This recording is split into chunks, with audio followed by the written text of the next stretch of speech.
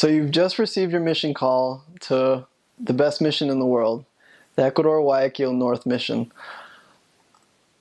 It was one of the best missions in my life. I mean, I really enjoyed that mission. It changed me. It really helped me become a better person and a better leader, a better example to my community as well as the community that I was in Ecuador. Everything that I have right now with my attributes and the way that I think and the way that I feel is all due to my mission. My mission was everything to me. I really thank my mission every day for the way that it really helped me develop as a person. I had no idea what an effect it would have on my life, and it's made my life so much happier, so much better just serving a mission, because you really get to know yourself, you really get to know the Lord, you really get to know God, and I mean, you get a sense of eternal life. You get a sense of what married people go through when they go and say, "Till death do us part," and how that is sad in a sense. But as a missionary, you get to learn that it can be happily ever after. It can be eternal. It can be forever and on.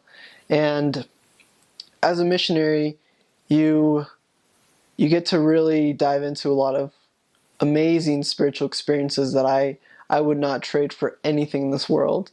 And Ecuador at first scared me a little bit because of the weather, because of the things that I had heard about just like the climate and maybe flooding, etc. But those are the experiences that are the sweetest to me. Those are the ones that really help me understand myself and my purpose as a child of God.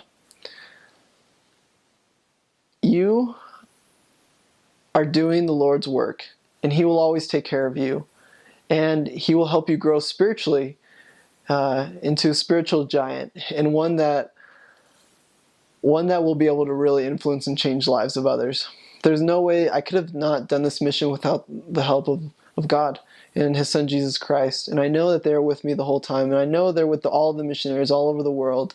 And I know that the Ecuador Guayaquil North Mission is a very special mission. There's a tremendous amount of faith from the members there, and non-members as well, in God. They all believe in God. It just takes us to help them understand the principles, the correct principles of the gospel that they can live into their everyday life. There are many families that have lost loved ones, and when we can come in as missionaries, and when you can come in as a missionary and say, all is not lost, you can be with your family again, you can be with your son or daughter again, it will heal hearts. It will mend the pain that people feel in everyday life there. And I testify that Jesus is the Christ, that God is our Heavenly Father who loves us infinitely, and He sent His beloved Son to atone for our sins. And that atoning power is in your hands to deliver to the people of Ecuador, and they will be forever grateful for it. The work is great and is tremendous and is ready to be done. The members in Ecuador are very responsive. They will always be there to help you. They're very friendly. They will open their homes to non-members, and as long as you can be as in tune with the Spirit as possible, and as long as you can just understand that working with members, knocking doors, reading your scriptures every day, memorizing scriptures, and just having that positive amount of faith in your mission, it will all work out in the end for your benefit. And you will come back and you will say that that was the best experience you've had in your life. I testify that the scriptures are a powerful instrument, and that as we read them and as we try and memorize them, at least one scripture a day, we can kind of really get a sense of how Heavenly Father and Jesus Christ think, and how how we should preach the gospel through the Spirit. I testify of the book Preach My Gospel, and that this book is a sacred one, and that it contains all the tools that you will use and will need on your mission, but also tools that will help you just to develop yourself as a person. I continually read Preach My Gospel, and I testify that it continually helps develop me. I testify that not everybody's perfect, but we should always envision people as if they are someone else, that they can reach a certain potential, that not everybody is to be judged, that everybody has a potential as a king or queen in the kingdom of heaven. And it really is something special to kind of see. You will see people on the streets, you'll see people on the bus, and some may or may not scare you, some may or may not make you nervous.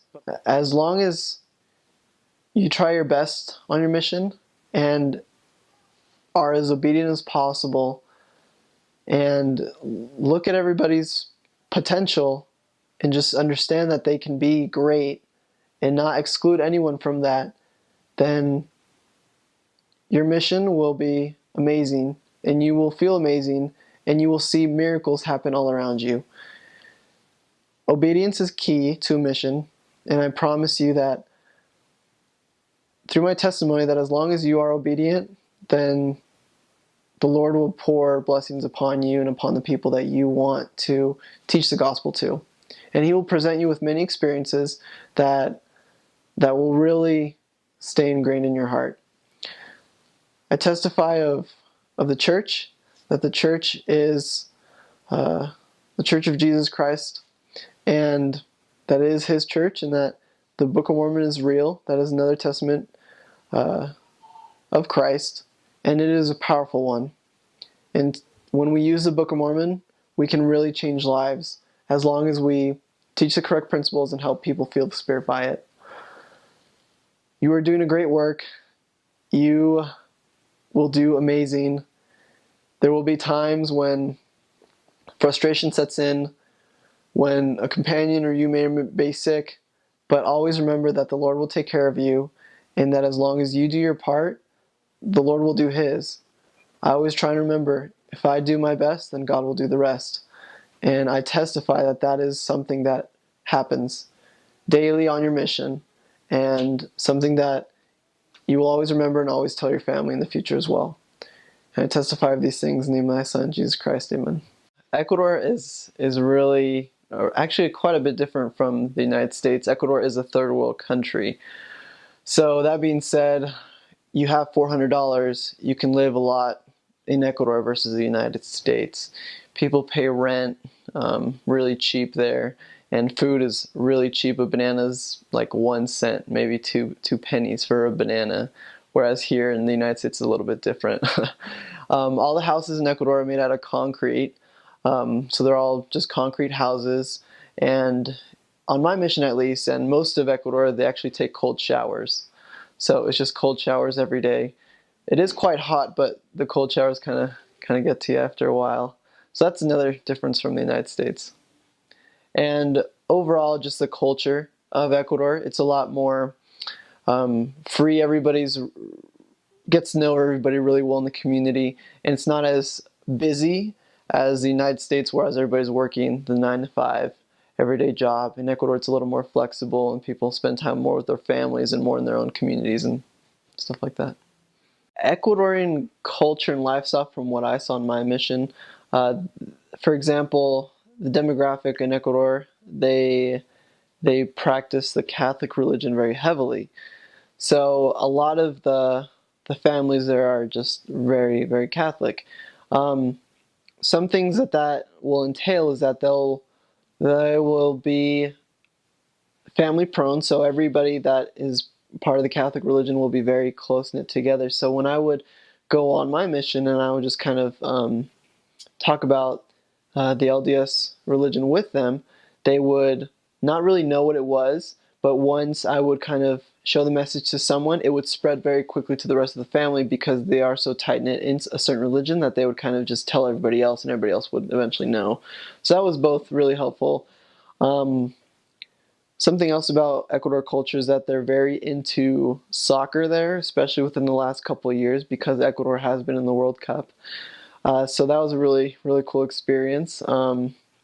They really favor two country teams as well called Emelec and Barcelona. So on game days when Emelec is playing Barcelona or vice versa, everybody just shuts down their home, and it's very hard to talk to people because, especially just families, they just watch the games together and they just kind of no interruptions. It's like a huge game, when rivals of the same country kind of play each other. So those are kind of interesting things as well. Another culture thing about Ecuador is that I would just kind of talk about, recommend to someone would just be to be open with everybody because everybody in Ecuador is really, really friendly. So if you just kind of like, hey, what's your name? They'll immediately say, hey, what's your name? Everybody in Ecuador will say, buenos dias, buenas noches. So good morning, good night, like good afternoon. Everybody always says hi. That's the thing I really enjoyed about my mission. Everybody always said hi, no matter if they're a member of the church or not. Everybody's just really nice there. And so when I came back to the United States, I kind of had this custom of saying good morning, like good afternoon, how are you? Like good morning, good afternoon. And I still do that, but I mean, nobody ever says it back to me. So it's kind of funny that way. But in Ecuador, they're always very cordial, and that's what I appreciate about the country there. And very nice. I mean, on my mission, sometimes there was one time when a volcano erupted, and I was walking with my companion, and I just saw that there was like white things falling on my jacket, and I just kind of said like, "What is that? Like, is this snow? Is it snowing in Ecuador? That's kind of weird."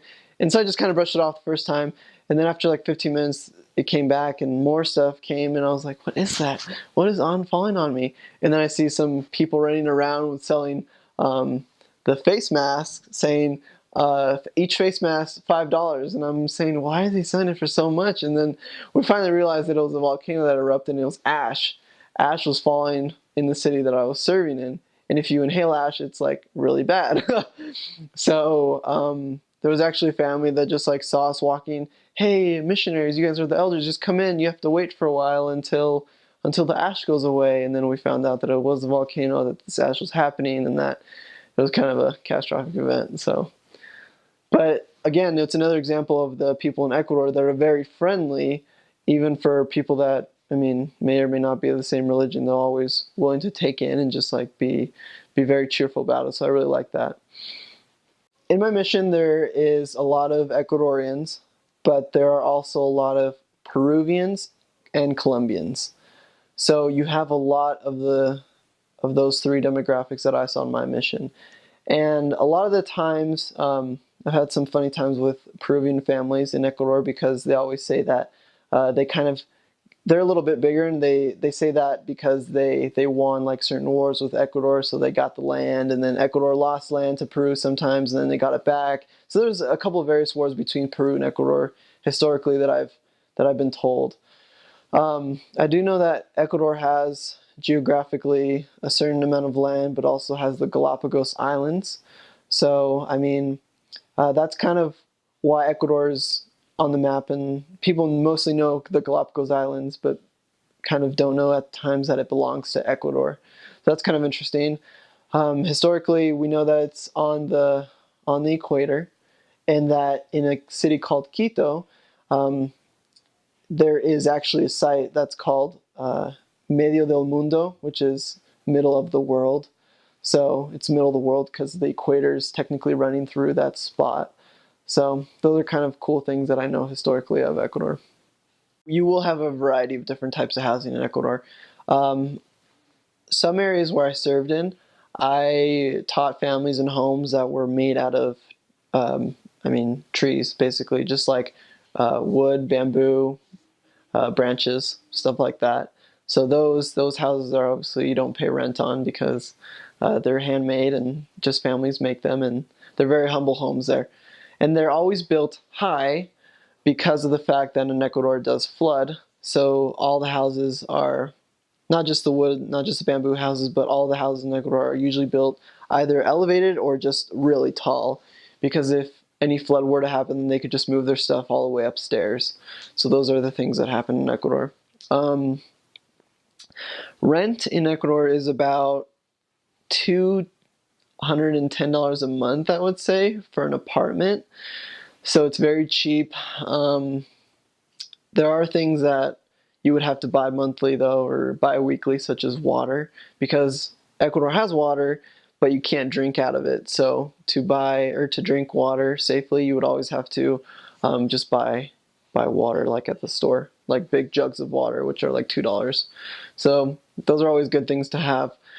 Ecuador is also, they have houses, and the houses they vary from medium-sized to really big to really large. Maybe for $100,000 for a really large home with like a pool in the back. And every house that is fairly large in Ecuador always has like a huge metal like barrier. It's like a fortress kind of. All the houses kind of look like a fortress that are in the upper class. And they look like that because they have these big gates that are very solid metal because of the fact that there are some crime in Ecuador to prevent people from getting into their house. And at times you may even see people have broken bottles and then place them on the edges of their home so that if people were to climb up, it would be very hard because there's a bunch of broken glass there that get cut, so they'd want to come back down and not break into someone's home. So those things are very apparent in Ecuador. But other than that, you see beautiful houses, and in the interior of the houses, it's very nice. Although some of the things, such as the tile, may not be the best quality. Even in the nicer homes, they kind of tend to break easier, just because you don't have machines making everything. You have more man-made things. So people will, to cement your house and then put tile over it, they'll actually make the cement by hand, scoop, and then all these workers will be doing it for your house, and then making the tile. Whereas in the United States, you have a machine rolling the cement and then dropping it, and then the workers are just kind of spreading it out, making it flat and dry, whereas the workers in Ecuador are actually taking buckets, dropping it themselves, then spreading it, and then they actually may, there's just more sources of air, I guess you would say, in that way. Well, there is a jungle in Ecuador, but I served in Guayaquil, so it's more of like the cityness. But I did serve in certain areas in Guayaquil, the North Mission, that had a lot of different animals and wildlife.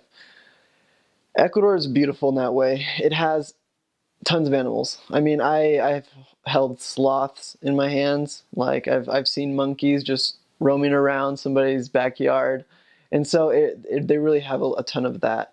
They have a lot of farming, whereas it's mostly like pigs and chickens and stuff like that.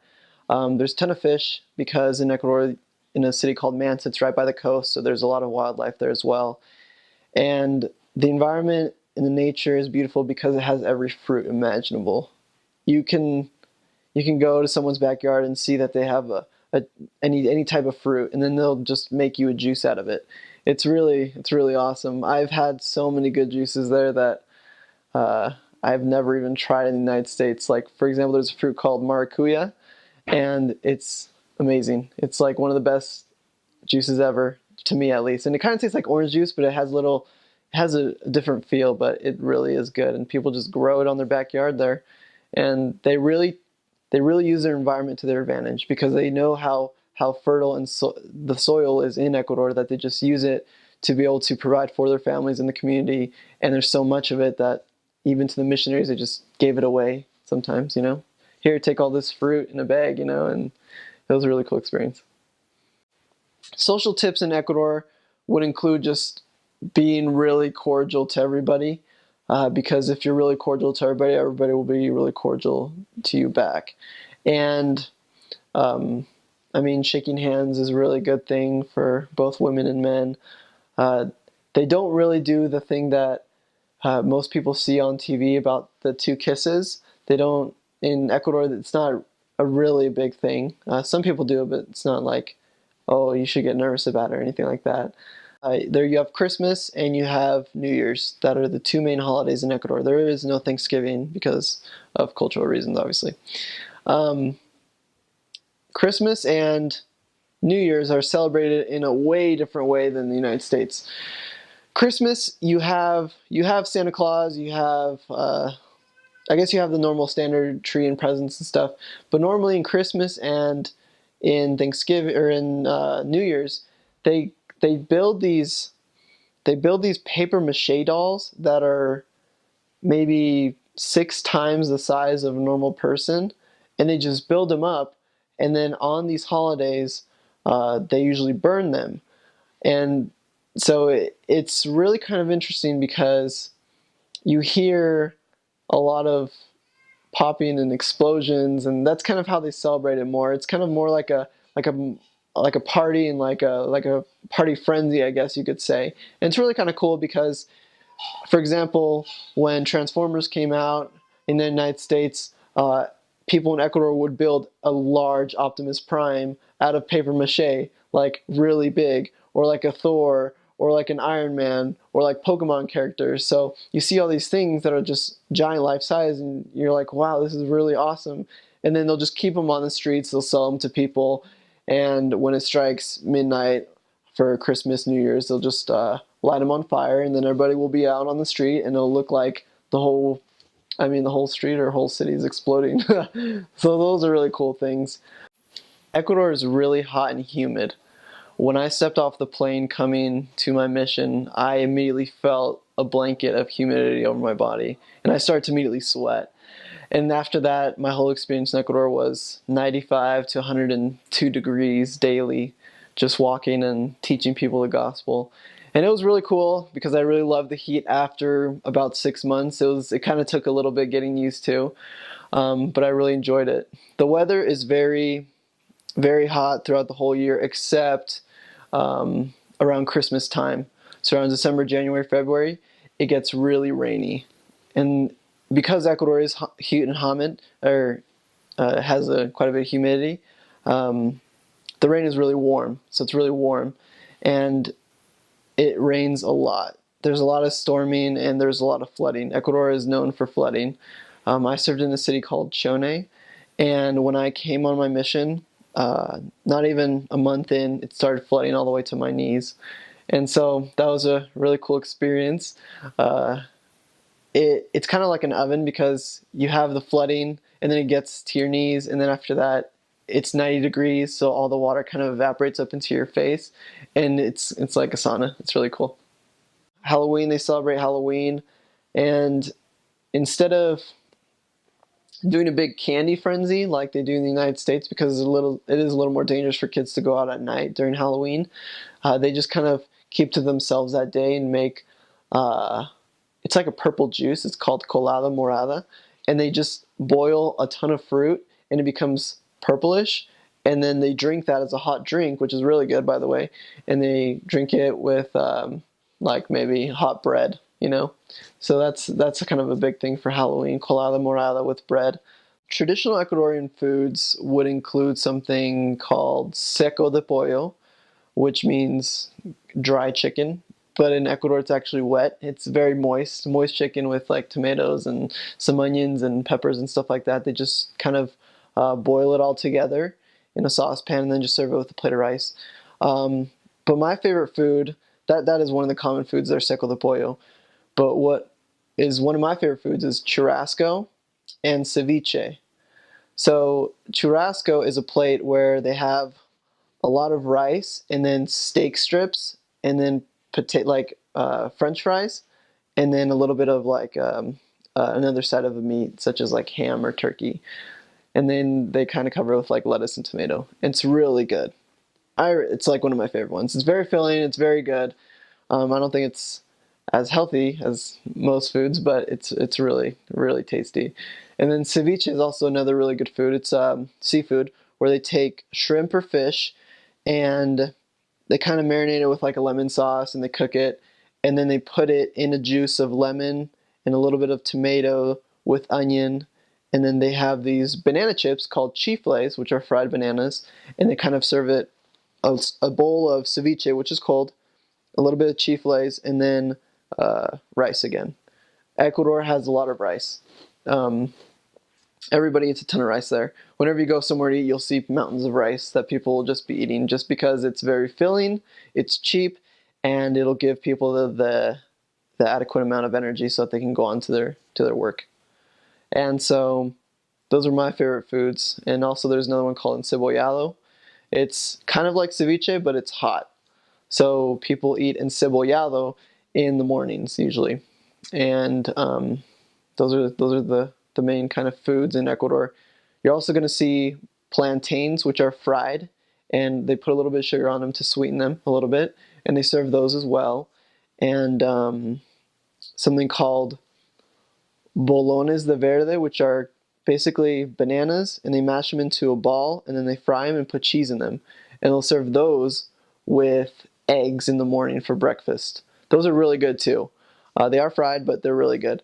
And it just kind of shows you how people in Ecuador really use every type of food to their advantage. They take the banana, they can slice it to do the fried banana peels, or they can just make the bolones de verde and put it in a ball. So they just kind of do a lot of really unique things with food that are really good. Ecuador doesn't really have its own treat. It kind of has in the stores where you can buy stuff treats from different countries. So I kind of found candies that are from Chile and Argentina and Mexico in Ecuador stores, but what they kind of eat as a treat would be things such as the plantains, which have been fried and which have been sliced up and then fried, and then they're soft, they're sugary, they're sweet. So those are kind of things that they eat as treats.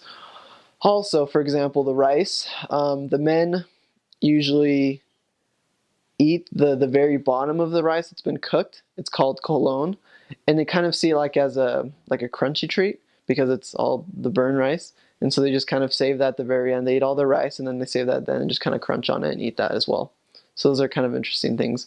In Ecuador, they eat everything as well. They don't really waste food at all because it may be a lot of food that they have on their farms and stuff like that, but their families are also usually bigger and they're also not as well off, so they always just save all their food.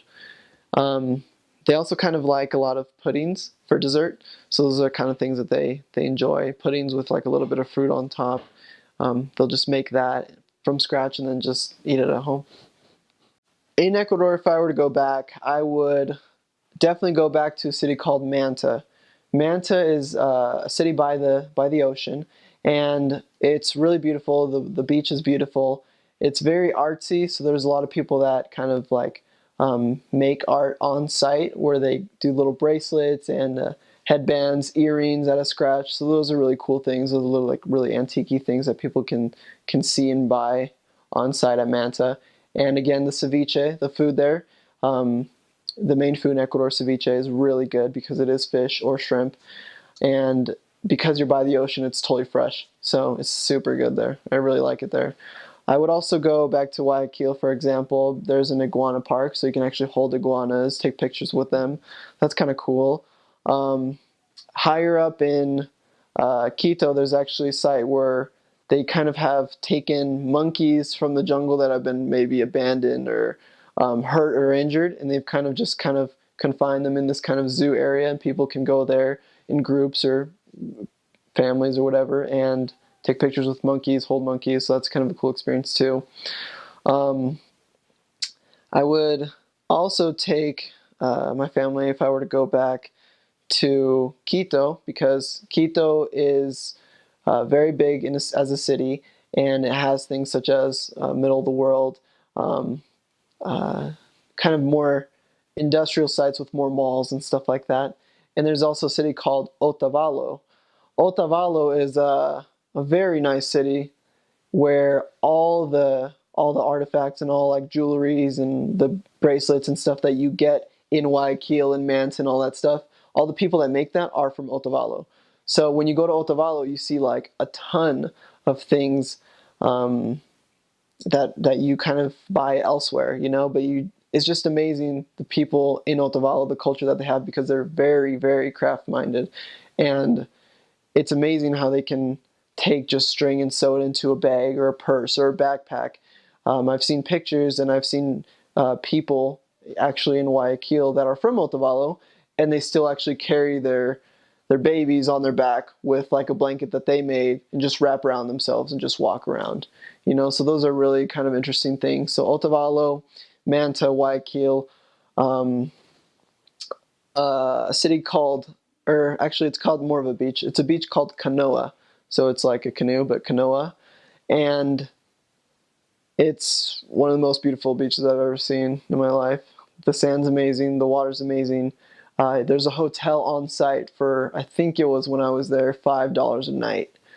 It's like really nice stuff. Like you just feel like you're an ocean person at that beach. It's amazing. And I think it's one of the most popular surf beaches as well, because I saw people from Germany, Russia, other countries that just came there to go surfing on that beach at Canoa. And I mean, I noticed them because they didn't look Hispanic. So I just kind of said, "Hey, where are you from?" And they said, "I'm from Russia. I'm from Germany. Why are you here?" Because the waves are really good here in this beach in Canoa. And I was amazed. And it was a really pretty beach. We just walked around it. Couldn't touch the water, obviously, but as a missionary, or swim in it. But it looked really pretty. It looked really beautiful. And we just enjoyed being there. And I mean, we just checked out the whole area, and $5 a night, that's pretty cheap to me. So it's cool there. So those are the places I would recommend: Canoa, Manta, Quito, middle of the world, Otavalo, Guayaquil, and then Loja. Loja has a nice beach in it as well, and also the Galapagos Islands. Never been there, but I've heard that it's really nice, has really exotic animals, and affordable prices for what you get there, which is really nice stuff. And I mean, the weather in Ecuador is generally really pretty, so anywhere you go, you're just going to feel like you're on a beach or in a tropical area, and it's a really nice feeling.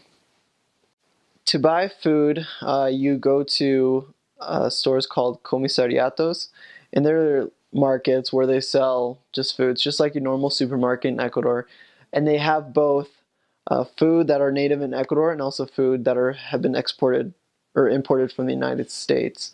So, for example, I saw things like Jiffy peanut butter there, whereas here it may be $3. Over there, it's about $6.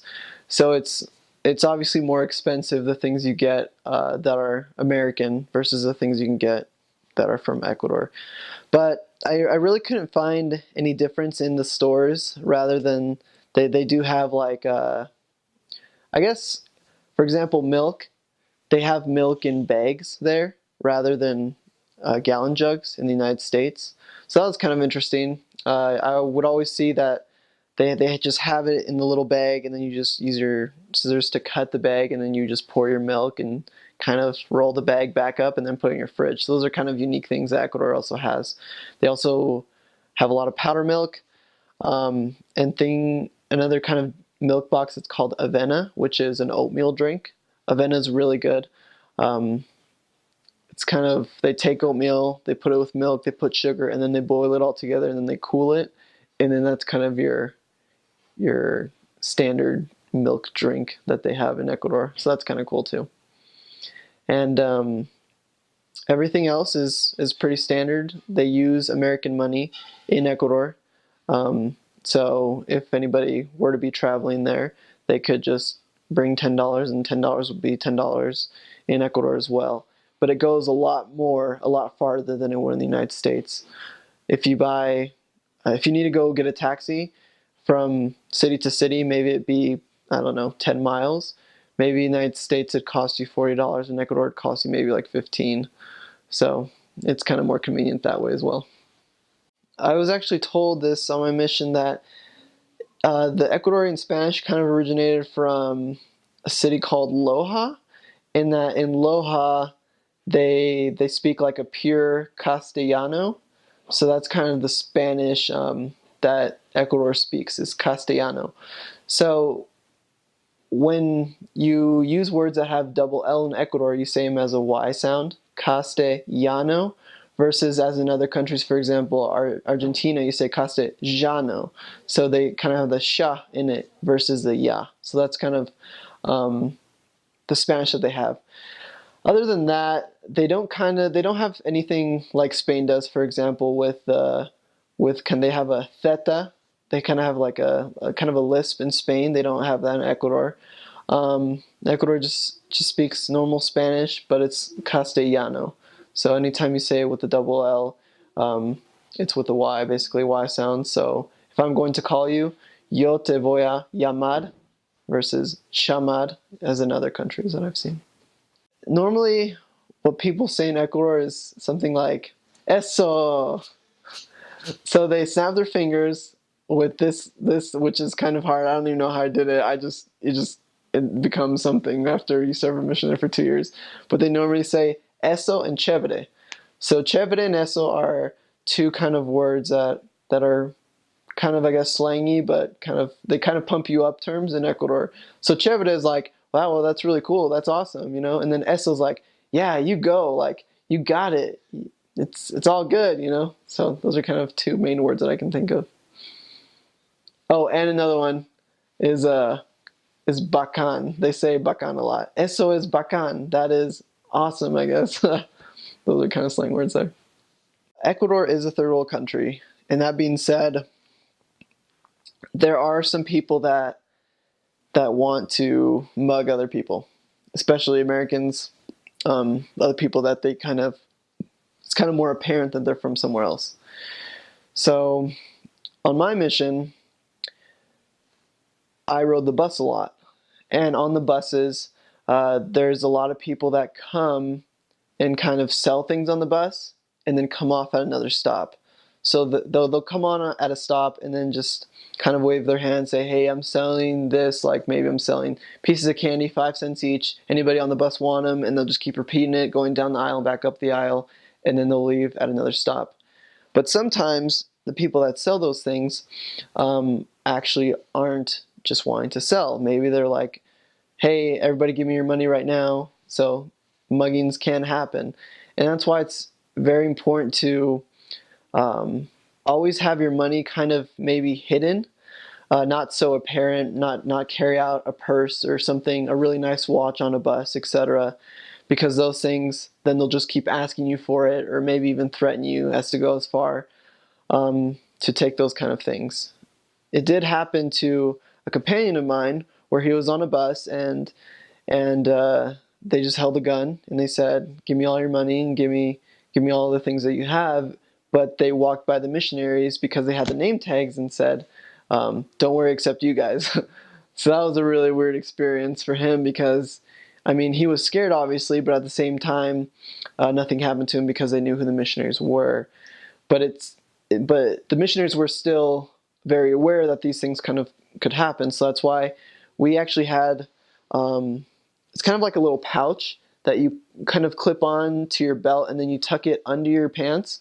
And so there we would carry our identity card, our ID card, and our money, and anything extra that we needed just in case, because that way it wouldn't be exactly in our pockets if they were to like feel our pockets or anything like that, but it would be hidden underneath our pants. So that's why those things are kind of useful.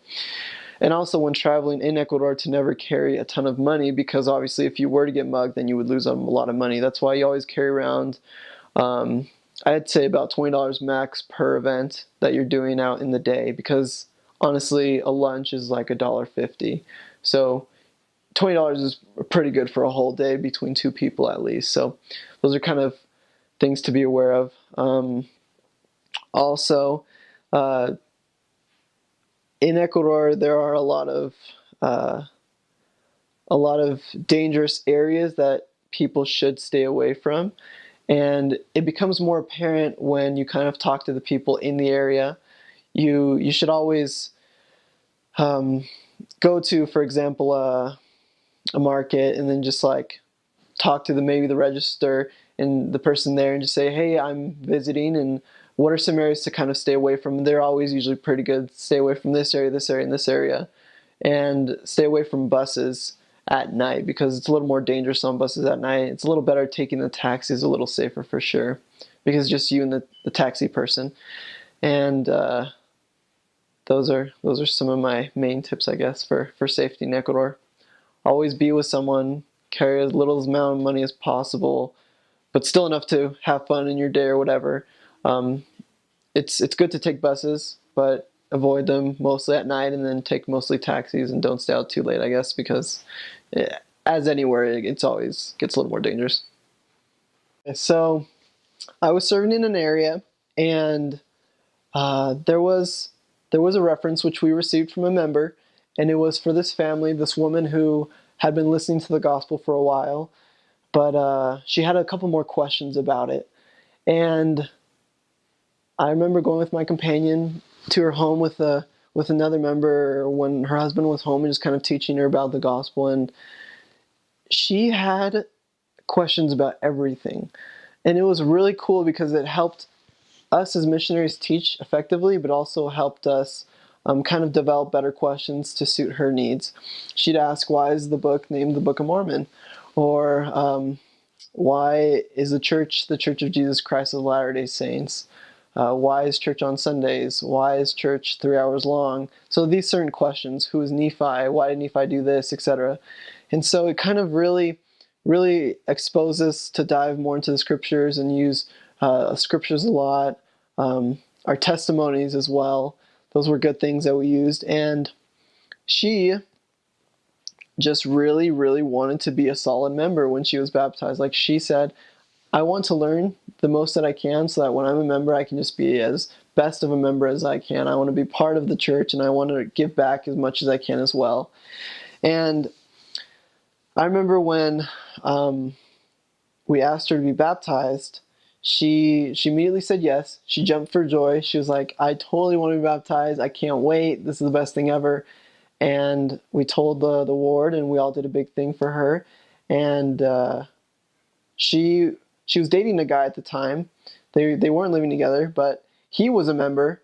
And so after she was baptized, we reminded her, hey, remember that although you have this boyfriend who is a member, you guys cannot live together until you are married. And she said, oh, that's fine. Like, we will get married. Let's get married. So they'd been dating for like 10 years or something.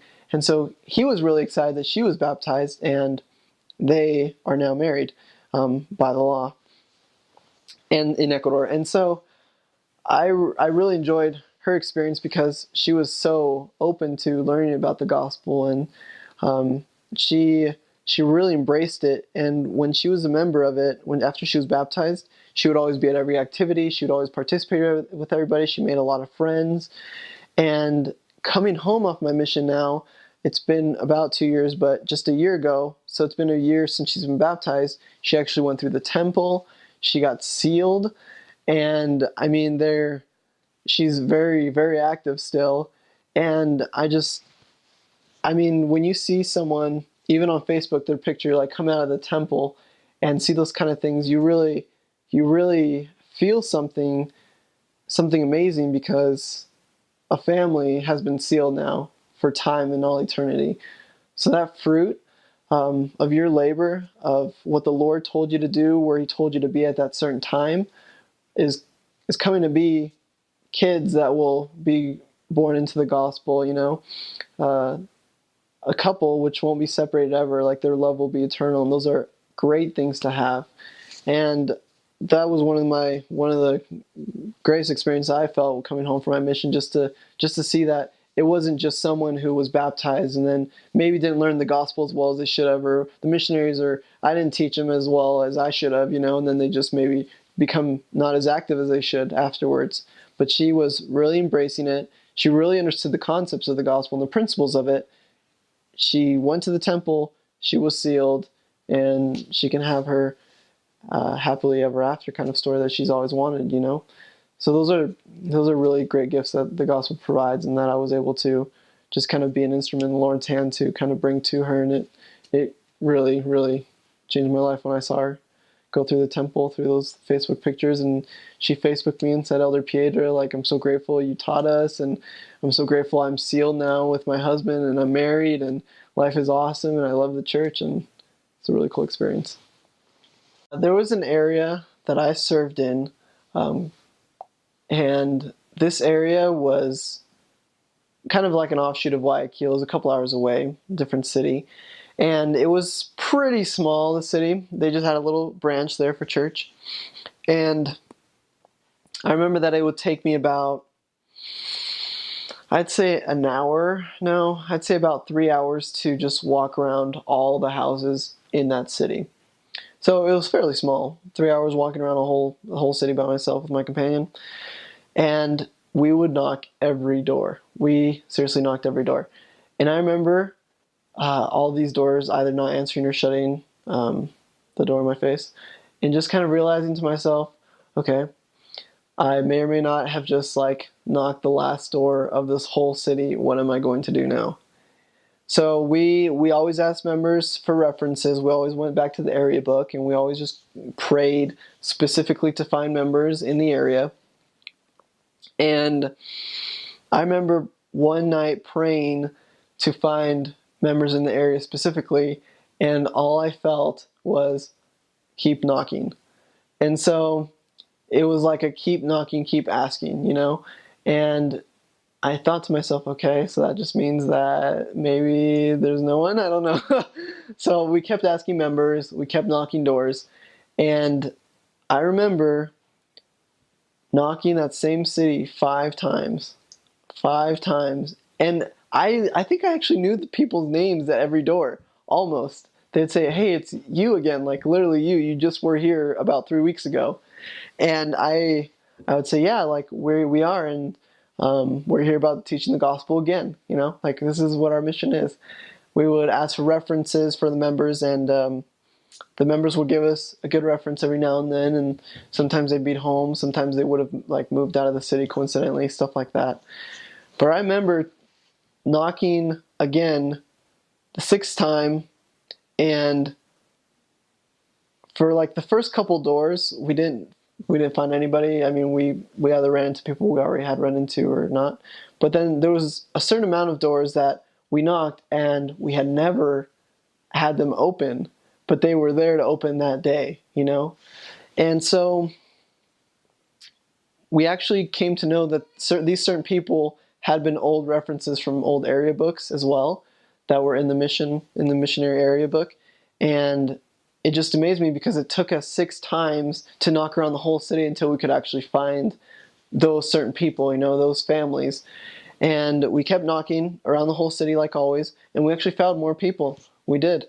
We found more people. We found new people that hadn't ever heard missionaries, and we taught them.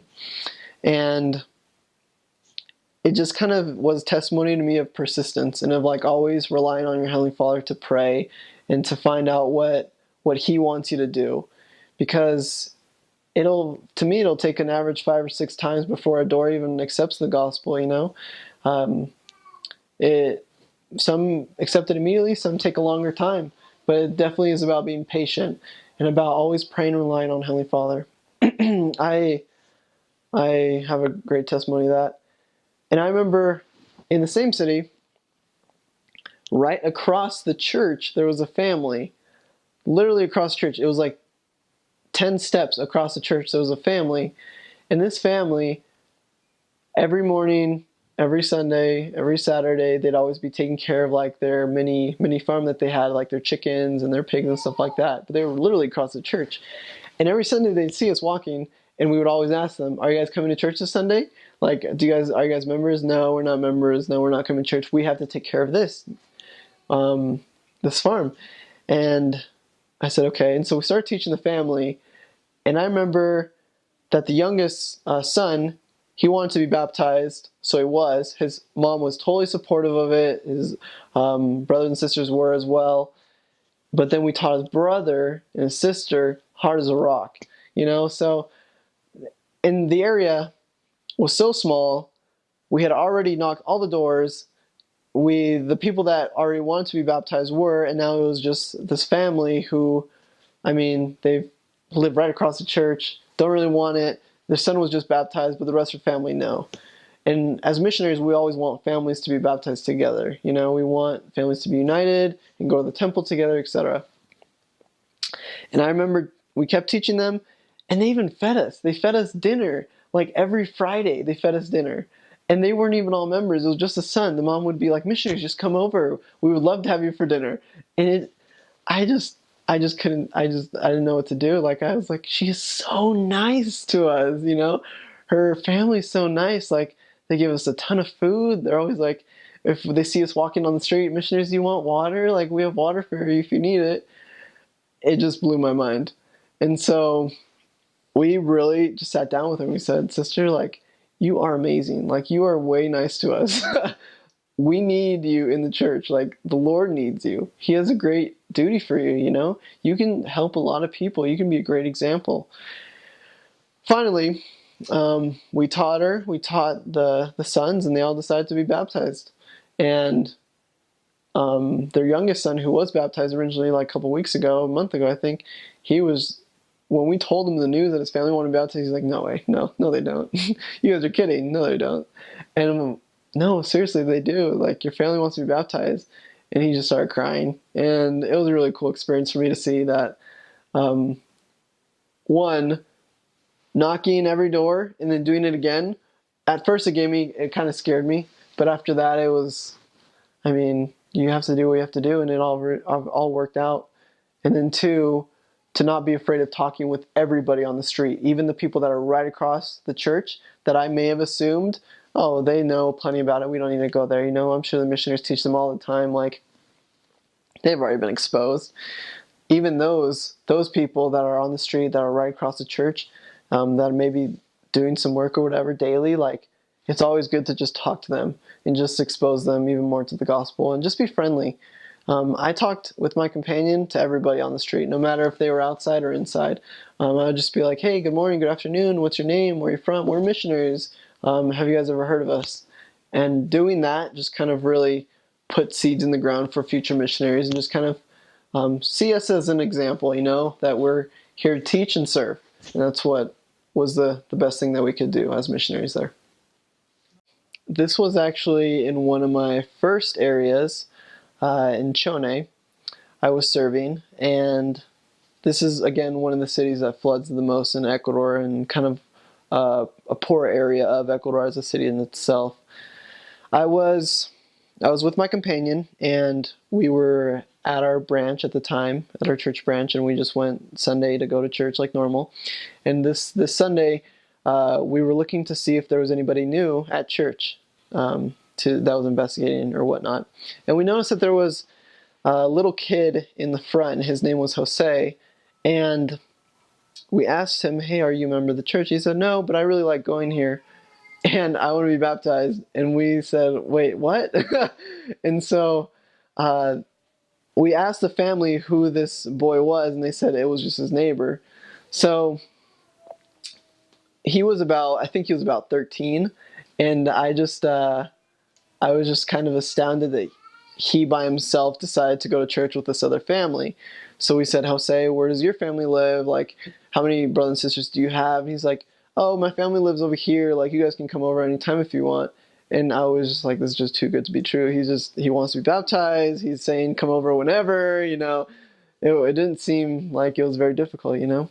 And so we ended up meeting Jose's family a week later. And we met his parents. They were both very nice to us. They didn't like turn us away or anything at first. And we realized that he had about 6 brothers and sisters that were all non-members.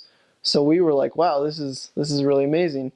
And at first his parents just said, well, we don't really want to know. We appreciate you guys coming, but it's okay if you teach our son.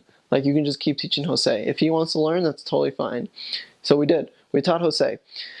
We taught Jose for about a month. He went to church consecutively for this month, and he learned really well. He was a very bright kid. And eventually he made the decision that he wanted to be baptized in the church. And I remember when he told us this, I just said, well, have you talked to your parents about it? And he said, yeah. And they said it's totally fine if it's what I want to do. And so what we did is we said, okay, Jose, we're going to go with your parents, and we're just going to make sure that everything's clear, that they understand. And so what we did is we went over, we talked to his parents and his whole family and said, hey, will you guys all come to Jose's baptism if he wants to be baptized? And they said yes.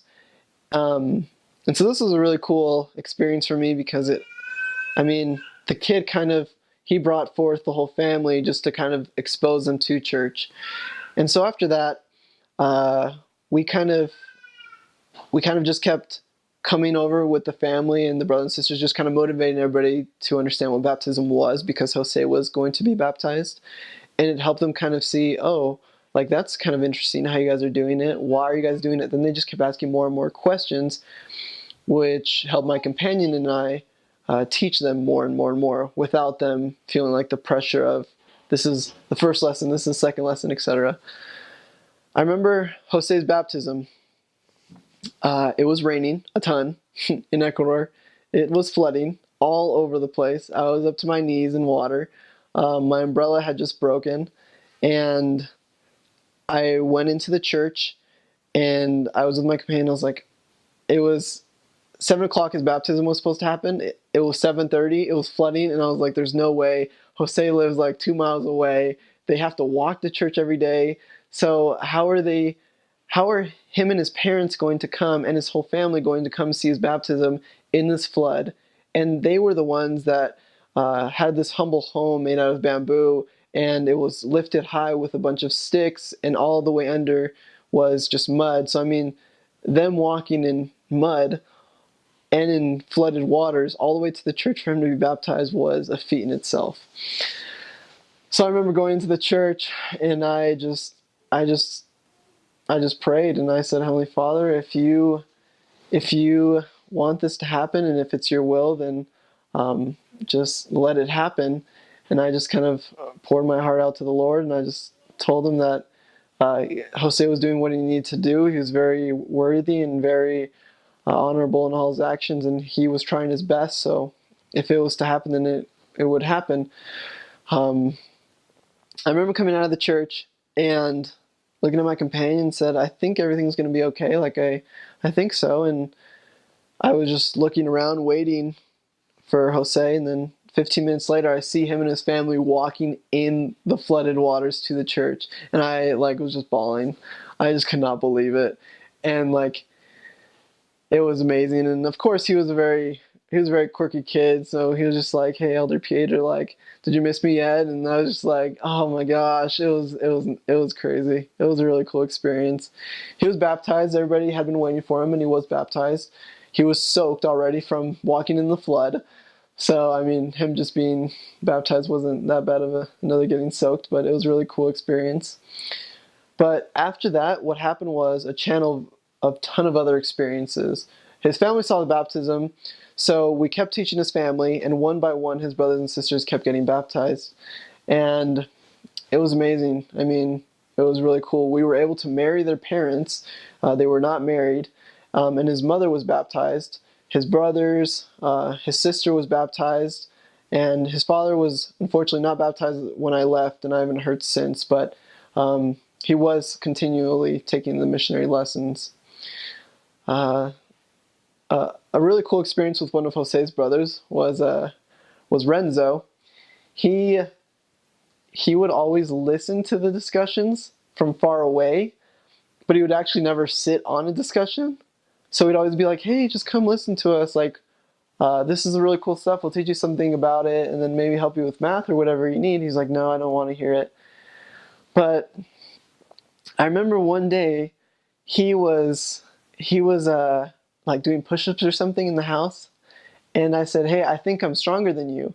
And he's like, no way, no, you're not. And I'm like, I think I am. He's like, no, you're not. And then I said, I'll arm wrestle you. And if you arm wrestle, and if I win the arm wrestle, then I want you to listen to at least one lesson. He's like, oh, this is going to be easy. I'm totally going to be at arm wrestling. And I remember thinking, this was a pretty big guy, and I was like, there's no way I'm going to win the arm wrestle. There's no way. And so I remember getting at the table, and I just was ready to arm wrestle him, and we were at our position, and I started, and I closed my eyes, and I just went as hard as I could down, and I promise you that I felt someone else's hand pushing me down, and I actually beat him, and he was stunned. He was like, whoa, how did you do that? How did you beat me in arm wrestling? And I said, I don't know. I don't know how I beat you, but I do know that you told us that you listened to at least one lesson. And he was the hardest one to actually get lessons, but he started listening. He started going to church. he was diligent about it. He started participating with the young men, and he was the last one that was baptized before I left. And it was a really cool experience, really sweet experience to see him do that, because, I mean, he was so hard to even like listen to us, but eventually he came around with a little bit of work, so that was a cool experience. I was serving in Guayaquil, and I was in this ward, an awesome ward, very cool, and we were door knocking, and we were getting references from members, and we received this one reference for this young man who had been listening to the missionaries for over 5 years. And we were like, whoa, 5 years, that's a long time. And he actually had been going to church every Sunday. He was participating with the deacons, and I mean, he was pretty much a member, but not baptized. So we kind of looked at the area book, and we saw what notes the missionaries were writing, and every time he's listening to this discussion, almost there, and then final discussion, baptism, the date has been given, and he will be baptized this week, and then that next week they're like, he didn't show up, or the other week, like, he doesn't want to anymore. So it just like blew my mind that all these missionaries had been trying for so long, and he was not having it. He didn't want to be baptized. He enjoyed the church. He liked the friends that he made.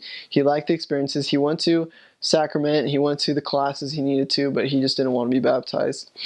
So I remember clearly, I taught him when I was first in the area, and I taught him with my companion, and we went through all the lessons. His parents were members. He wasn't a member. We made really good friends with him. Like, we were really good friends with him, and we eventually proposed a baptism date, and he said, sure, and he didn't show up. And I remember being kind of bummed about it, saying, oh, I thought like he would actually show up this time, but he didn't. And then again, a month or two later, we had a couple members there with us in the lessons with him, and they were like, Cesar, do you want to be baptized? And he said, yeah, I do. And so another baptism day would be proposed. We'd have everything set up. This time it was like ginormous, like the whole ward was there, and it was awesome. He wouldn't show up. We called him. He was at the park or something, like 2 hours away with his family, and we reminded him, hey, did you remember your baptism was today? He said, yeah, but I just couldn't make it in time, and it was just really hard on me at that time to just kind of like, wow, he really just doesn't want to be baptized, but he really likes the church. It's kind of weird. We kept working on him, and I kept being patient, and I eventually got transferred to a different area, and so I didn't see him again, and I just kind of learned in that instance that all these missionaries kept trying so hard for him that he did have his agency, and he did have to make a decision which was ultimately his own. Later, I went to a different area for 6 months, and after that I was transferred back to the same area which I had been 6 months earlier, because they had combined wards, because the area was so big that they originally had 2 pairs of missionaries, but then they took a pair of missionaries out. So my companion and I were working on both these wards, and one of the wards happened to be the ward that I was serving in 6 months ago, so I knew the area fairly well. And I remember I was like, we're teaching this guy, we're teaching this kid that I tried to have be baptized 6 months ago, and he wouldn't have it. And I remember going back, and he's like, whoa, Elder Pietro, you're back. And I was like, yeah, I'm back. And we just kind of kept teaching him, and new companion. It was really good. We went through the lessons again, just had more experiences. But we really tried to focus on him having his own spiritual experiences. Trying to go to church with a question, and then seeing if it would be answered, or seeing if he would kind of feel something different after church. Having him read talks, having him interact with members, having him interact with us, having him pray, just have him have his own spiritual experiences to kind of develop his own belief in baptism. And we eventually did so, and he one day asked me, he's like, Elder Peter, can you give me a blessing? I just want a blessing of peace and comfort, because I'm trying to see if I want to be baptized. And I said, sure. So we gave him a blessing of peace and comfort. And after that, we asked him, Cesar, do you want to be baptized? And he said, yes. And I said, okay, well, we don't want it to be so long out because you've been to church every Sunday, so we would like you to do it this Sunday if you feel comfortable with it. And he said, okay, I'll do it. And so I had already gone through this twice with Cesar, so I was obviously a little bit skeptical, but I said, okay. And he seemed like he felt good after the blessing. He seemed like he wanted to do it the week, that Saturday. And we set everything up. We told the bishop everything was ready. And he showed up. He showed up. And I'll never remember this moment either. We didn't have enough baptismal clothing, but we thought we had one that just fit him right. But it was super tight on him. It was too tight. The zipper wouldn't zip for him to be baptized. And I was like, oh no, I don't know what to do. So at that moment, I did what anybody else would do. I put on the really small zipper suit, and I gave him my shirt to put on, which was a white shirt and white pants, which I had originally taken to be able to baptize him. So we switched clothing. I gave him my shirt and my pants, and I took the really small suit, which was really tight, because he was a little bigger than me. And so, I looked kind of funny, but he was baptized.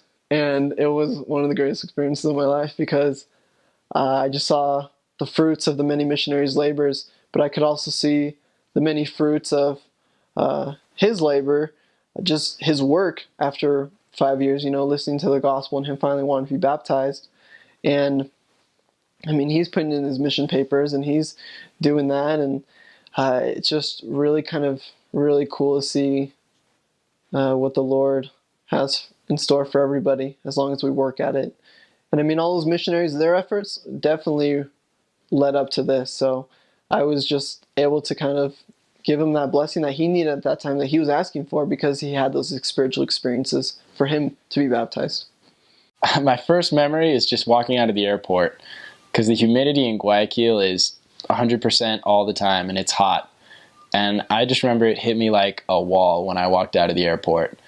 The president came and picked us up. The new missionaries usually go and have dinner at his house. And it was the last American food that I ate in a really, really long time. I think more than anything, it was just kind of hanging on for dear life the first couple weeks. My trainer was from Honduras. He didn't speak any English. We were in a tiny town on the beach in Ecuador. I was the only white guy within 400 miles and just kind of hanging on for the ride, hanging on for dear life.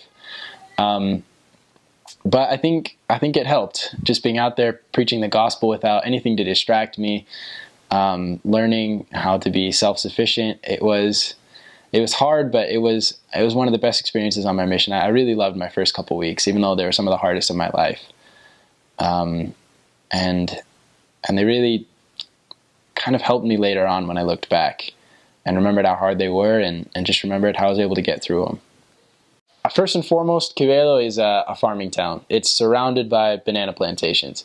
Chances are, anywhere in the United States, if you pick up a banana and it says Ecuador, it came from Quevedo. And that's what most people do for work. Most of the people that we taught had some connection to the banana industry. They either worked in the banana fields, or they were managers of the banana processing plants, or they worked for a pesticide company that worked for the banana plantations. So pretty much everything in Quevedo revolved around the banana production, which was great for me because I love bananas. The members would just give us huge branches just full of bananas every week, and you could just pick them off and eat them whenever you wanted. It was amazing. As far as Quevedo goes, it is a pretty poor city because most of the people there just kind of work out in the banana fields and they don't make very much. So there's a lot of dirt roads. Most of Quevedo is made up of dirt streets and bamboo houses. Most of the lower class in Ecuador lives in bamboo houses with tin roofs and wooden floors. And that was what I would say the majority of the people there lived in, and if not that, there would be brick houses with cement and tin ceilings. That was pretty typical in Quevedo. Transportation depended on which area you were in. Some areas were small enough that you could get everywhere pretty easily by walking. Other areas you would take buses. We didn't have any bikes anywhere in the mission. It was a bit dangerous for that. But fortunately, everywhere in the mission, and this was especially true in Quevedo because it was a very dangerous city, the people know the missionaries and they don't really bug them. They have their shady stuff going on, but they don't bother the missionaries. They know us, we know them. We don't bother each other. but we can't have bikes. So in most areas in Quevedo, you just walk everywhere. If it's somewhere that's really distant, you can take a bus, but the busing system isn't super good in Quevedo. It's pretty old, and the routes don't go everywhere. More than anything, it's just a really great place to live because the people there are even more open than they are in Guayaquil. Because most people live day to day. They get their paycheck at the end of the day. They're $10 or $15, and so they have a lot of faith because they have faith that things will work out, even though they don't really know what's going to happen tomorrow. They don't know if there'll be work tomorrow, and that's something that translates really well into the gospel. That kind of faith, something that I learned a lot from. As far as weather goes, it's hot pretty much all year round. The thing with Ecuador, and pretty much anywhere you go on the coast, is there's a wet season and a dry season. There's no cold or warm season because it's always hot. The wet season is from December till around April. And when it's during the wet season, it rains all the time and it pours. I've seen the biggest storms of my life in Ecuador. Rain up to your calves, up to your waist, rainwater. That's the fun time. And when it's not the rainy season, it actually hardly ever rains. When it's like May through November, it's very, very rare to see it rain. But when it is the rainy season, every single night, some afternoons, some mornings, but every single night it pours. Well, if you're in Quevedo, you eat a lot of bananas, obviously, and they have a lot of ways to cook bananas in Ecuador. My favorite were these things called patacones, where they take bananas when they're still green, and they cut them up into pieces that are about that big, and they fry those pieces, and then once they're fried and soft, they crush them, and then they fry them again and put salt and like garlic powder on them, and they are really, really, really good. And they're really common in Ecuador. I ate patacones probably 3 or 4 times a week, especially when I was in Quevedo, because the bananas there are really, really common. And anybody serving in Ecuador or anywhere is probably going to eat patacones at least a couple times a week. Obviously, the Guayaquil North Mission is the best in the world, to me. And I think that everyone else that went there would agree with me. The part of Guayaquil that's actually in the Guayaquil North Mission, there's only 3 zones. It's what most people consider to be the nice part of Guayaquil, like the rich part of Guayaquil, because we have the temple in our mission. It's also, I think, the most beautiful temple in the world. It's huge, bigger than any other temple I've ever been to. And if you serve in Guayaquil, chances are you'll pass by the temple, could even be a couple times a day. The church is actually really strong in Ecuador, especially in Guayaquil. In just Guayaquil, there are 15 stakes. So the church there is really, really strong. If you serve in Guayaquil, chances are you'll have a ward just like any here, with a good elders quorum, good strong bishop. Outside Guayaquil, it's a completely different story. If you go to a couple of the smaller villages, there are towns called Quevedo, Babahoyo, Milagro. Those are all a little bit more spread out, I guess you could say. The church is a little bit newer there. The members are a little bit newer.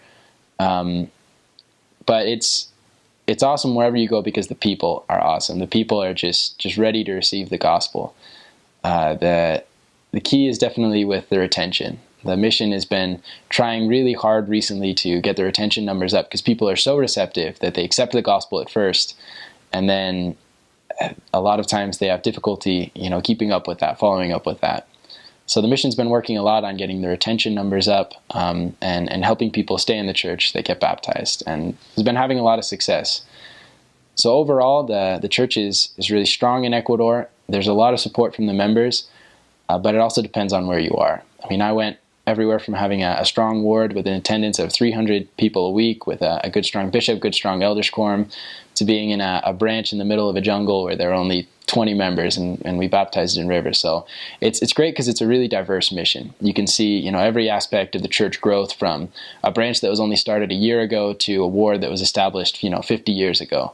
So you definitely get to see that diversity, and at the same time the temple is in the mission, so you get a lot of opportunities to go to the temple, something that maybe the other missions in Ecuador don't get.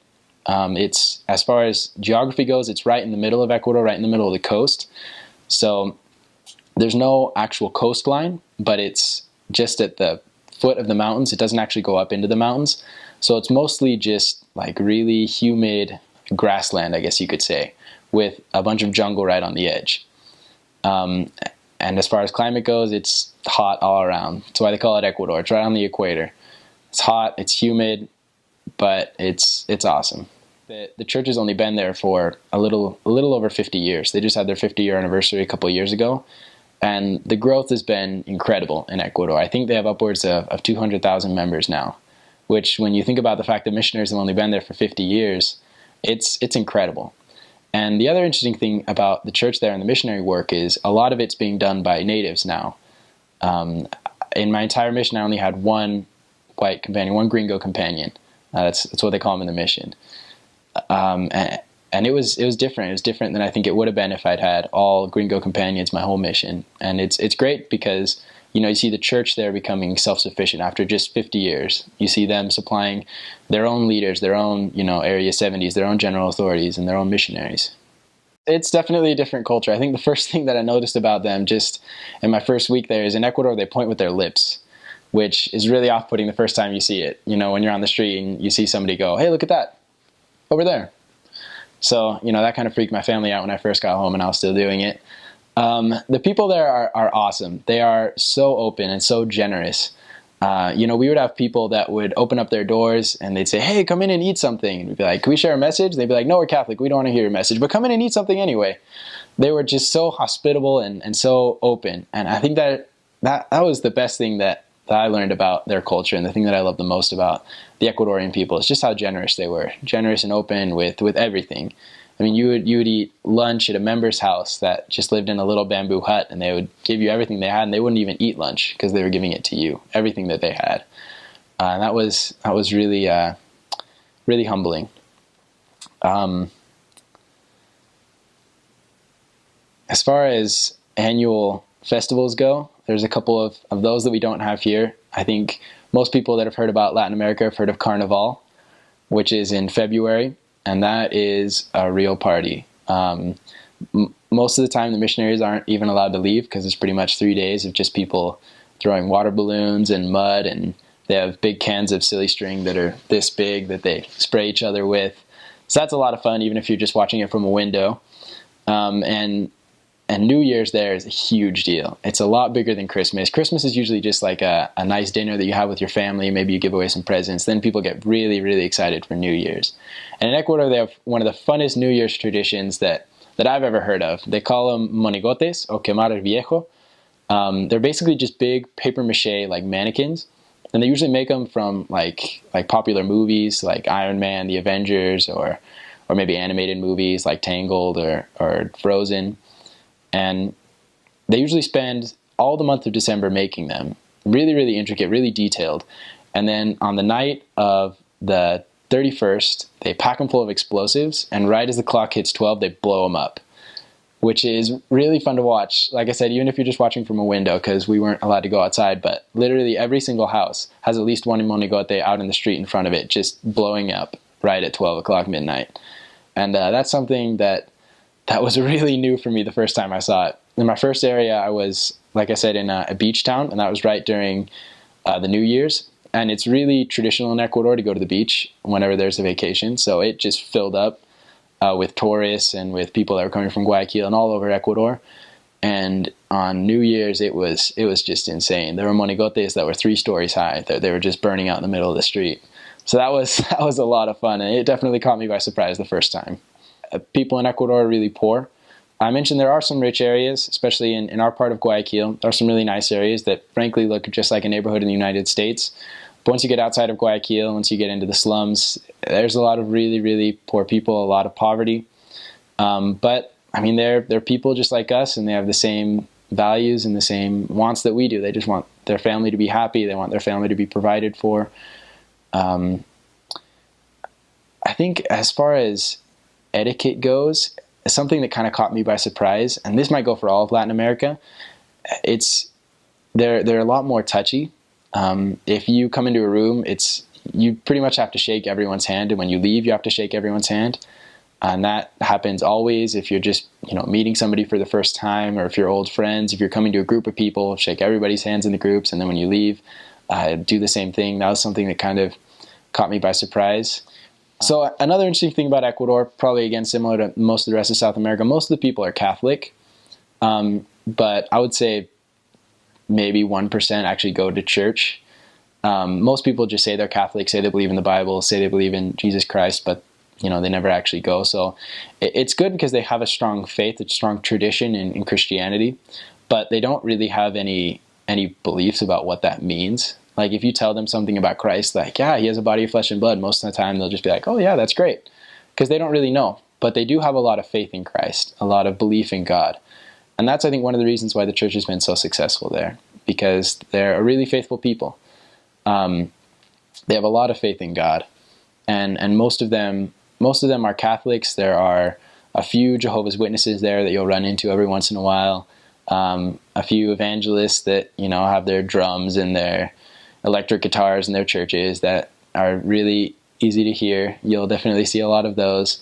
But most of the people are just quiet. Most of the people just have, good family values. They believe in the Bible. They believe in a lot of the same things that we do. Just they sometimes have a different way of expressing it. I was lucky on my mission. I was actually never robbed. I was like the only missionary in the entire mission to have that happen to me. A lot of it's just being smart, listening to the Spirit. If you see a dark alleyway, even if it's a faster way to get home or a faster way to get to your investigator's house and you feel something bad, go around, don't go down it. Generally good to avoid unlit streets. And our general policy, I don't know if this would work everywhere, but it worked really well for us, is if we saw somebody that we knew was definitely, a drug dealer or a bad guy, for the most part, if it was daytime, we would always go over and say hi to him. We'd go over, hey, we're the missionaries, we've got a message about God, and we like to talk to your family, how's it going? They would always turn us down, but it kind of created that familiarity. And then the next time we saw them, we'd just be like, hey, how's it going? And we'd learn their names. Hey, Miguel, how's it going? And they would learn our names. Hey, Eldriz.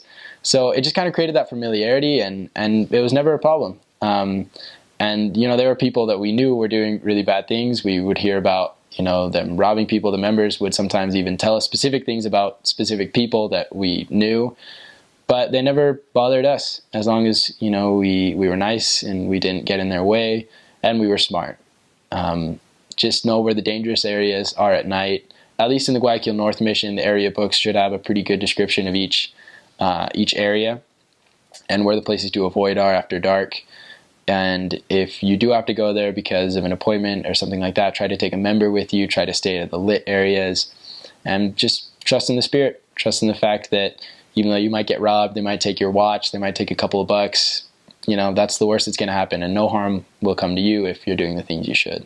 The biggest one was Latin King, and they're mostly a drug gang. They operate, like heroin, marijuana, and they're really, really strong in the poorer areas.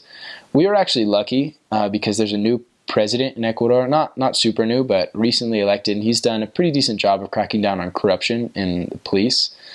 So the police have gotten a lot better in Ecuador. Still definitely not, very good, I would say, but they've gotten a lot better, and they've done a decent job of improving crime. So it's not quite as prevalent as it was, 10 or 15 years ago, but it's still very much a part of especially the rural and poorer areas. The people know who the gangsters are, and they try to stay away from them. They're scared of them. But in general, it's not a huge deal in most of the places that I was in. It's different, but I love it. If you serve in Ecuador, you'll eat rice every single day. And not just a little pile of rice, a whole mountain of rice. You eat with the members in the Guayaquil North Mission. You eat lunch every day with the members, and they really like to feed their missionaries. They like to keep their missionaries very well fed. In addition to rice, it depends a lot on the area. If you're in an area out in the country, you'll get a lot of fried bananas, a lot of chicken, a lot of lentils. They have a lentil thing called menestra, where they put like cheese and lard in. It's actually really, really good. Those are like the typical dishes, the typical things that you'll get. And then obviously, there's the weird stuff. They make soup with cow intestines, and there's a really, really popular dish with cow stomach called guatita, with a really good peanut sauce. And it's a little off-putting the first time you eat it, but it's really common there. So, the third or fourth times you eat it, it actually starts getting good. To me anyway. There are some missionaries that never really liked it. A lot of fried food. If you're on the coast, a lot of fried fish, a lot of fried chicken, and the bread is amazing. Anywhere you go in Ecuador, whether you're in the city or if you're out in the middle of nowhere, there's always a little bakery on the corner. And every morning they come out with fresh rolls and fresh chocolate bread that is just to die for. It's better than anything I've ever tasted in the United States. So that's a pretty solid breakfast, pretty solid dinner, and you always eat lunch with the members. There are so many different kinds of bananas. And I never even realized that until I went to Ecuador. There's these really, really little ones. I don't even know what they're called in English. In fact, I don't remember what they're called in Spanish either, but they're really, really good.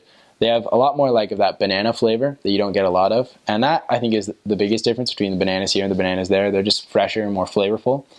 Like I said, the members would give us just whole branches of bananas that we would hang up in our kitchens. And every morning, you wake up and breakfast, for me anyway, was just a couple of bananas and maybe a thing of bread. And I loved it because the bananas there were amazing. I mean, you're just picking it right off the branch, and it's yellow when they cut it, and I loved it. I mean, for me, now I know why all the world gets their bananas from Ecuador. Gosh, they use bananas in like desserts. They make like a banana pudding, which is like crushed up bananas they put cheese in it and milk and brown sugar, which is really good. They fry just about every kind of banana. They cut them up into little pieces and fry them. They cut them up into big pieces and fry them. They crush them and they fry them. They slice them and they fry them. Fried bananas are just a way of life in Ecuador. And they actually, in my opinion, they combine really, really well with the Ecuadorian food. They have a really good dish called arroz con pollo, which is rice with chicken. And it's kind of like a stir fry, but they always cut up like really, really ripe bananas, like brown bananas. They're so ripe, and they fry them. And they put them over the stir fry, and you eat the whole thing kind of together. And the first time I saw it, it was a little strange, but it is really, really, really good because the brown bananas are really sweet, and when they're fried, it gives them kind of that like smoky flavor, and it's amazing. It's to die for. I did have red bananas in one of my areas. They're not as common because most of the bananas that they grow in Ecuador are for export, so they're the kind of normal bananas that we would think of. But the two that I really got into were the little bananas that are just really, really flavorful, and there are red bananas there too that they also fry. They did tell us that we had to eat bananas every single morning because that's how we would keep our energy. And it helped me. I always ate bananas in the morning and always had energy. I was actually lucky. In my mission on the coast, they speak pretty good Spanish. They're pretty clear. They don't have a really heavy accent. In the mountains of Ecuador, it's really different. So if you run into somebody who's from, it's called a sierra, they're sometimes impossible to understand because they have a really interesting way of saying things. For example, like normal Spanish, you'd say carro, which means cars, and they say carro, which, when you say it by itself, sounds easy to recognize, but when they just start spouting that off, it's really, really tough. Ecuador, like any Latin American country, has its words that are unique to that country. They say chévere, like for cool. They say chévere and bacán. They say pelucón, which means like rich. And as far as I know, those words are unique just to Ecuador, according to my Latin companions anyway. And as far as the Spanish goes, I would just say, to any future missionary that it comes, that it's really stressful at first, especially if your companion is a Latino and he doesn't speak any English, which is how it was with me. It's really stressful when you first get in the mission field, but it comes. You don't think it's going to come. You don't think you're ever going to be able to speak Spanish. You don't think you're ever going to be able to remember all these different words, but the longer you're there, the easier it gets. And you hit about 6 months and it just becomes effortless after that. And that's when it really, really becomes fun. So I think the biggest thing for learning Spanish is just don't stress about it. Just let it happen. Just talk to people as much as you can. Don't be afraid to talk. Don't be afraid to take, criticism from your companion or from the members. Don't be afraid to take correction and just listen. Listen to how people are saying things. Think about why they're saying things the way they are, and it comes. If you listen, the gift of tongues is real, and it helps missionaries. It really does. The nice thing about Ecuador is, as far as heavy accents go, at least in the Guayaquil North Mission, it's not a huge deal. If you learn, regular Spanish, that's pretty much what they speak there. Mountains. There's a language called Quechua, which is really common on the eastern half of Ecuador. If you're like in the Quito mission, that becomes a big deal. There's some missionaries that actually go speaking Quechua because there are tribes there that don't speak anything else. And you definitely hear some words that get transferred over. The only one I can remember right now is the Ecuadorian word for hangover, which is resaca. which is a Quechua word, and pretty much everybody uses that in Ecuador. But fortunately, in the Guayaquil North Mission, there really aren't any indigenous people. You'll meet people that are from those areas. The main indigenous city in Ecuador is called Otavalo, and the people from there are called Otavaleños, and they're known for having the ponytail in the back.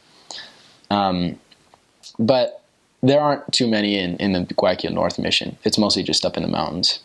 So that was definitely, I would say, the best time of my mission, my whole mission. I only spent 5 weeks there. There's a tiny little town in the middle of nowhere, in the middle of the jungle, called Simón Bolívar.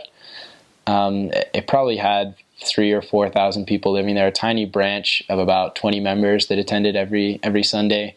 When I got there, my companion had only been there for a week, so he didn't really know it very well. And a couple of missionaries had been pulled out because of some bad things that they did. So the members did not have any trust in the missionaries, and it was just kind of a rough situation to come into. We didn't have any investigators.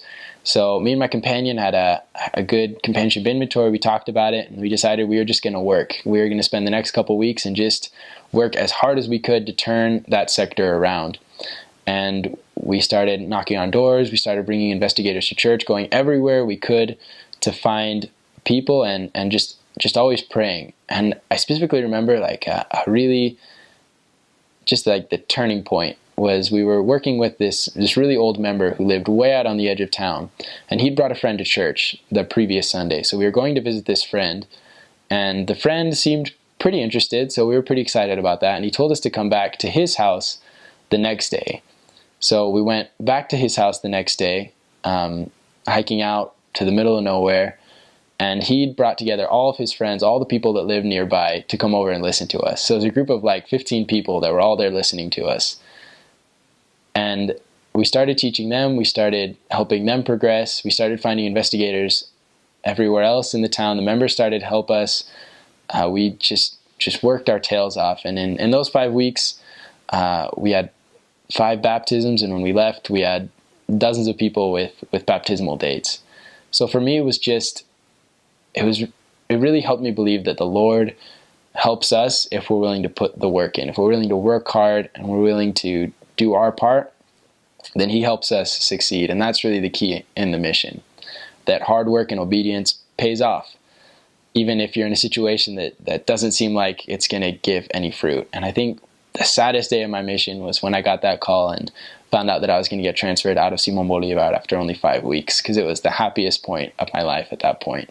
I felt that fire, and you feel that every day in the mission field, but I never felt it like that before. So I learned that the best way to be happy is just to lose yourself and go to work. What was one of the craziest foods you had in Ecuador? Oh gosh, we had an investigator whose job was to cook. They called it tripa, which is pretty much just intestines. They grill it out on the street. And in the mission, we're not allowed to eat it. It's completely dangerous. But if you're in a situation where you're in a lesson and somebody offers it to you, sometimes you can't avoid it. So that was the situation. We were teaching her that night. We were out in front of her house because that's where she had her little grill. And when we got there, she had a little plate waiting for us. A little plate with this grilled intestine. And I just looked at my companion. We were like, I guess we have to eat it. So we did, and it was weird. It was the strangest thing I think I've ever eaten.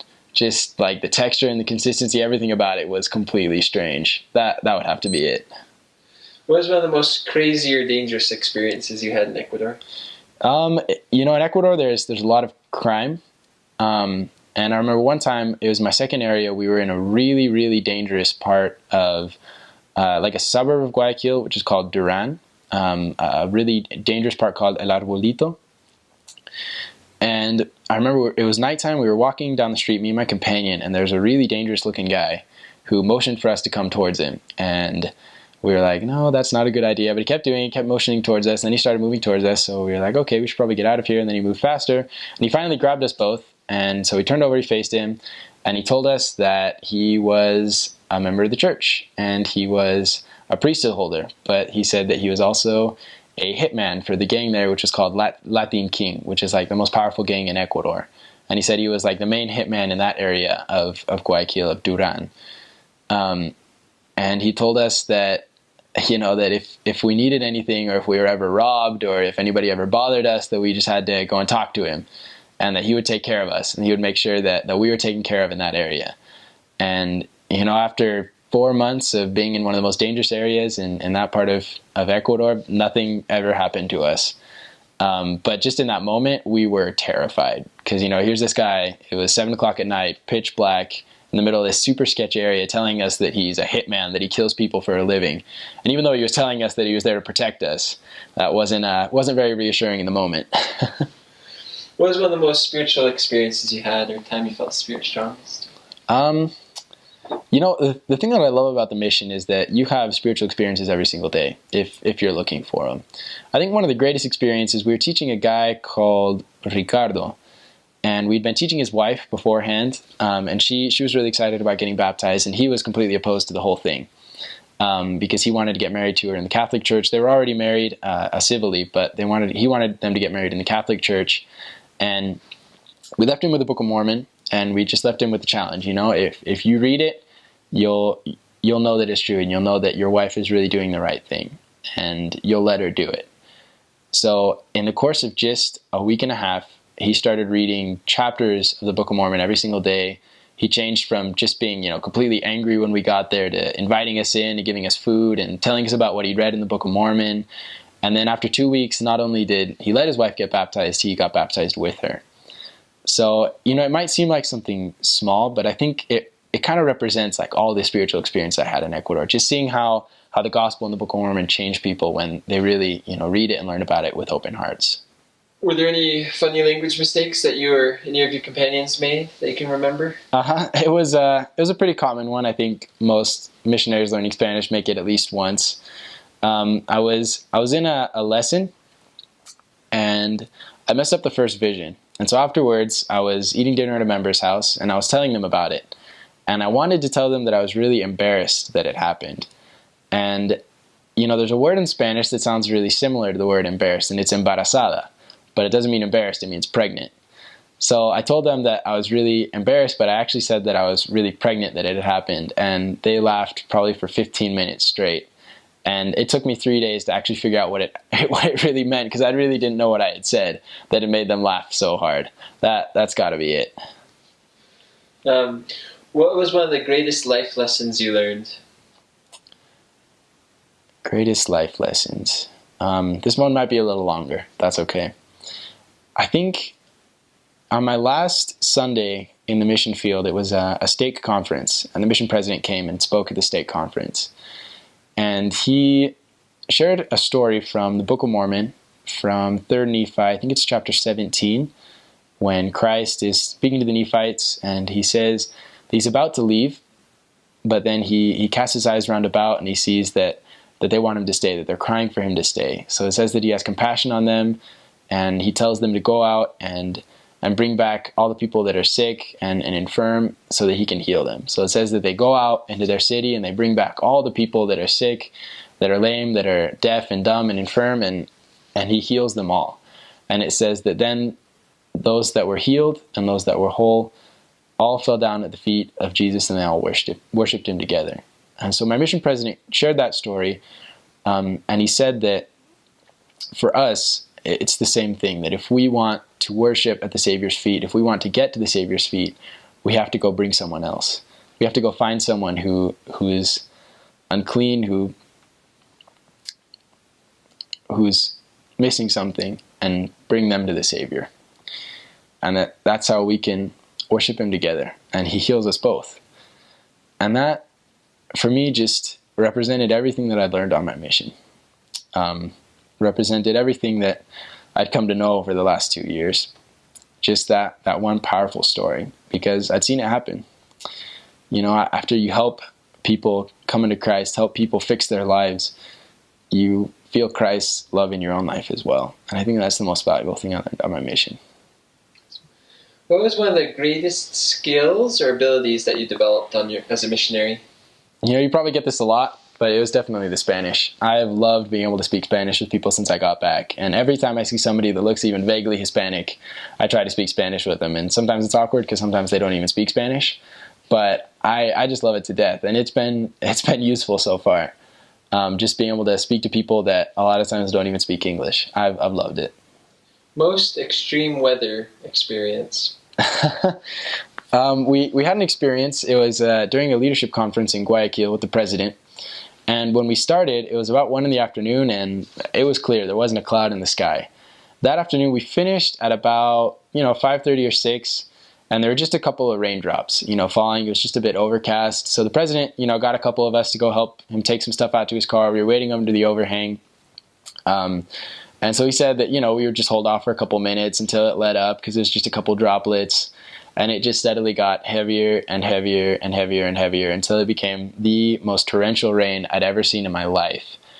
And then the thunder started and the lightning started, and it was just the biggest, scariest storm I'd ever seen. And so we were all stuck there, all of the leaders in the mission, because we'd come from all areas of the mission, and the buses were all down, the taxis were all down, so we were all stuck just in this little corner of Guayaquil in the middle of the biggest storm I'd ever seen. We got kind of spread out. Some people tried to take the Metrovia, which is kind of like a subway, but then that started getting shut down. Some people were stranded out in taxis, and it was just pandemonium that whole night, because I think they said there was like 1.5 feet of rain in Guayaquil in the course of an hour and a half. So they said it was like the heaviest rain that Guayaquil had seen in 20 years. And it was the craziest storm that I'd ever seen. It was every 2 or 3 seconds there was a flash of lightning and a clap of thunder right overhead. It was insane. That's awesome. What was one of the hardest things that you went through?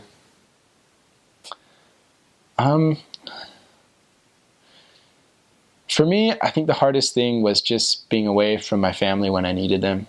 Times like Christmas, Easter, Mother's Day, it was hard for me because they'd always been such a support for me. It was hard to be doing, the hardest thing I'd ever done and not have my family there to support me. And it's great to call for Christmas and for Mother's Day, but sometimes it just reminds you how much you miss them. So that, I think, was the hardest thing for me on my mission. What was one best piece of mission prep advice you could give? Study, preach my gospel, and scripture masteries. I actually didn't really get back into scripture mastery until about a year into my mission. And then I dug up an old scripture mastery card that I had from seminary, and I started looking at the scriptures and started saying, wow, these are actually really good scriptures. We should use these more often. Started marking them in my scriptures. And then I used them in just about every lesson. So, that would have saved me a lot of time if I had already known the scripture masteries going in to my mission, known where those were, had those marked in my scriptures. So I would say do the things that everybody always tells you to do. Study, preach my gospel, get a really good handle on preach my gospel in your own native language before you start reading it in Spanish, and know the scriptures. Know where all the best scriptures, your favorite scriptures are. And finally, what's the best advice you could give to a returned missionary who just got home? Oh gosh. How to adjust? I think I'd give the same advice that my mission president gave me. That's always make time for the things that really matter. Always make time for God. It's really easy to get lost in the regular routine of school and work and friends and forget all the amazing things that happen on your mission and forget how important daily scripture study is and going to the temple is. So just make sure that you always make time for God. I know this church is true, and I've come to that knowledge really by seeing so many people accept the gospel and change their lives.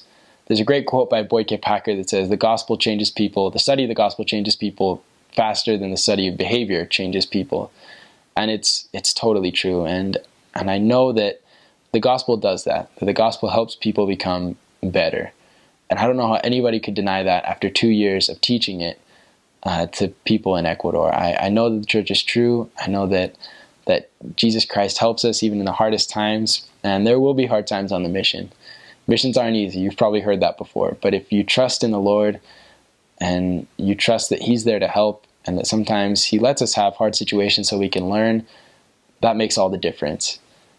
And that's what ultimately helps you get through the hard times. So if you're going to Ecuador, if you're going on a mission anywhere in the world, you're in for the best 2 years of your life.